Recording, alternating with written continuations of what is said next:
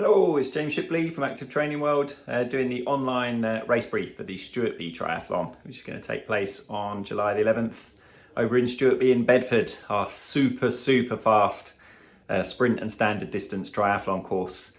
Loads and loads of people use this one as their PB course because the run pancake flat, the bike pancake flat, and the swim's also pancake flat as well, no uphill swim in this one.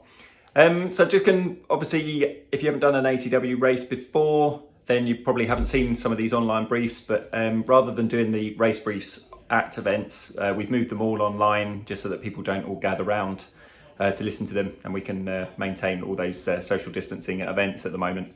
So that's why we're doing them online, so you can watch it in your leisure just before the race. And I'll go through all the details about where you park, register, rack, and all the course details and a couple of the rules and that sort of thing. Okay, so first thing is parking. So parking is not at the sailing club where the venue is. There is a school on the opposite side of the road. It's free parking, and there'll be signs and marshals in place to tell you where to park. So you park up at the school and then you just walk your bike over to registration. I suggest you bring everything with you because it probably is sort of a 5-minute walk over to the sailing club. You probably don't want to come over, register, and then go all the way back again and then back to rack. So bring everything over with your registration. We'll bring some spare racks to put next to the registration gazebo so you can leave your bike on the rack while you register. So then make your way over to the sailing club to come and register, and you'll find a gazebo, an Active Training World branded gazebo, and that's where you'll pick up your registration pack. Inside your registration pack there'll be 2 race numbers. One needs to go on your front for the run, and one needs to go on your back for the bike. If you're wearing a race belt, then you can just put one number on and just spin it from the back to front as you start your run. That's absolutely fine. Also in there, you'll have a bike sticker and a helmet sticker. You'll need to put those on before you go into the transition area. And then when you leave at the end of the day, the marshals will ask to see that those bike stickers and helmet stickers match up with your race number, just so we can make sure that everybody's taking the right bike with them when they leave. Also in there will be a swim hat. We'll give you a swim hat that we want you to wear for the day as well. And there'll also be some pins in there as well if you need to pin your race number on.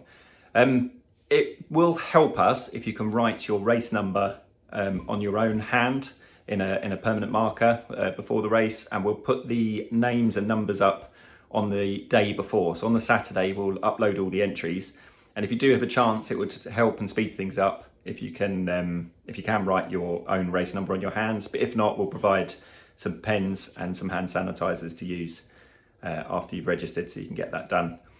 Okay, so onto the swim.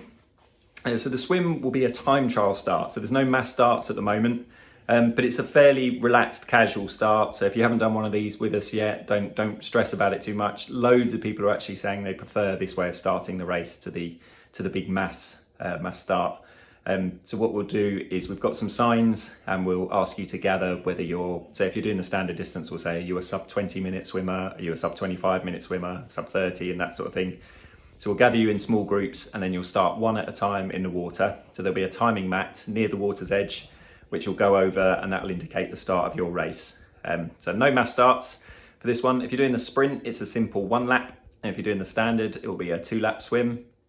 There'll be kayakers out on the water, so if you do get yourself into any difficulty in the water, we want you to lie on your back and put one arm in the air, and that will signal one of the kayakers to come over. For that reason, we don't allow backstroke in the swim, so it's front crawl or breaststroke only. If you do start doing backstroke, you'll probably find a kayaker on their way over to give you a little tap on the head and make sure see if they want you to haul you out of the water. So no backstroke, please. Once you come out of the swim, you make your way into the transition area. Take your wetsuit off. One of the golden rules of the transition rules is that you need to have your helmet on and secure before you touch your bike. So if you can make sure you do that, and then you'll head out onto the bike course. There will be a big flag that says mount line. You're not allowed to get on your bike until after that mount line. You'll then head out onto the course, and it literally is pancake flat. It's such a simple course. You basically just go between 2 roundabouts, and it's just a long flat section, so you really get that chance to go down on your aero bars if you have them, and really put some speed through on the course. If you're doing the sprint, it's 2 laps. If you're doing the standard, it's 4 laps, and you are required to count your own laps out there on the course. Okay, once you finish the bike, head back up to the transition area. This time you'll see a dismount flag. Make sure you're off your bike before the dismount flag, and then you'll walk or run your bike into the transition area. And then the opposite rule for the helmet, make sure your bike is on the rack before you take your bike helmet off.